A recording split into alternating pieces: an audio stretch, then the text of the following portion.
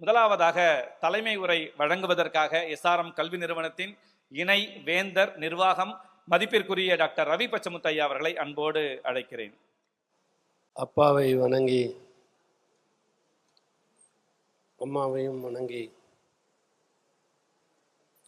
இங்கே மேடையில் இருக்கின்ற என் அன்பு சொந்தங்களும் பெருந்திரளாக கூடியிருக்கின்ற ஆசிரிய பெருமக்களும் மாணவ செல்வங்களுக்கும் என் வணக்கத்தை தெரிவித்துக் கொள்கின்றேன். அப்பாவுடைய பர்த்டே எப்போவுமே வருஷம் கொண்டாடுற கடந்த 10 வருஷமாக, அதுவும் கட்சி ஆரம்பிச்சதுக்கப்புறம் தான் நம்ம இந்த கல்ச்சருக்கே வந்தோம்.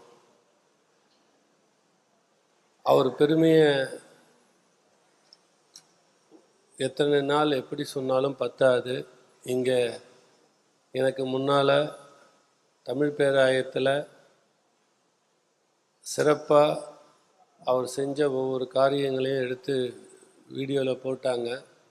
இதெல்லாம் ஒரு சிறு துளிகள் தான்.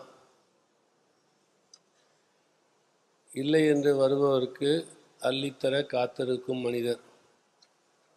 அதே சமயத்தில் கல்வி, ஒரு நல்ல தொழில், ஒரு நல்நடத்தை, ஏன்னா எத்தனை தொழில் செஞ்சாலும் அவர் சொல்லுவார், எனக்கு நல்ல தொழில் செய்யுங்க, மக்களுக்கு பயனுள்ள தொழிலாக இருக்கணும், வேலை வாய்ப்பு கொடுக்கணும், கல்வி இருக்கணும், அதில் மருத்துவம் இருக்கணும், தொலைக்காட்சியாக இருந்தாலும் அதில் ஒரு நேர்மை இருக்கணும், நீதி இருக்கணும். அது மாதிரி சொல்லக்கூடிய மனிதர். அவர் பெருமைகளை நம்ம பேசணுன்னா அது என்னால் முடியாது. ஏன்னா அது அவ்வளோ பெரிய பட்டியல், அது நீண்டுக்கிட்டே போகும். அவரை பார்த்து எப்படி வாழணும், மனிதர்களை எப்படி அனுசரித்து செல்லணும், மனிதர்களோடு எப்படி பழகணும், உறவுகளை எப்படி பாதுகாக்கணும் அப்படிங்கிறத நாங்கள்லாம் கற்றுக்கிறோம், இன்னும் கற்றுக்கிட்டே இருக்கிறோம். எங்கள் பசங்க மேடையில் இருக்கக்கூடிய எல்லாரும், என் மகளாக இருக்கட்டும், பாலாஜியாக இருக்கட்டும், நிரஞ்சனாக இருக்கட்டும், ஏன் நாங்களும் கூட, நானும் சத்யா கூட சரி, டெய்லி கற்றுக்கிட்டு இருக்கோம்.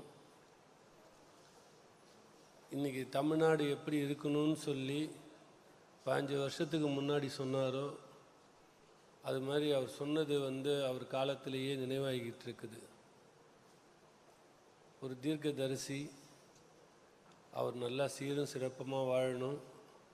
அவரை வாழ்த்தத்துக்கு எனக்கு வயது இல்லை. வணங்குகிறேன். நன்றி, வணக்கம்.